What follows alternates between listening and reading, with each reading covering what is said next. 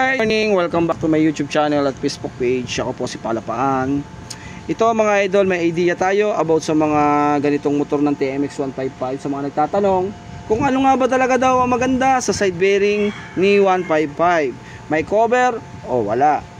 Yung iba po kasi mga nagtataka bakit daw po inaalis yung cover, at yung iba naman ay may cover sadya yung original. Paano daw yan nalalangisan kung may cover? At bakit naman daw aalisin kung sabi nila, bakit daw aalisin at sadya naman daw na original ay nakalagay ay may cover? Kaya ito mga idol, gusto ko makita yung idea nyo bago tayo magkomento sa ganitong side bearing. Kaya comment kayo sa ilalim kung ano masasuggest nyo, kung anong gusto nyo sa TMX 155 na ginawa ng kasa, kung may cover or wala, bago tayo mag vlog. Alright, part 2 natin yan.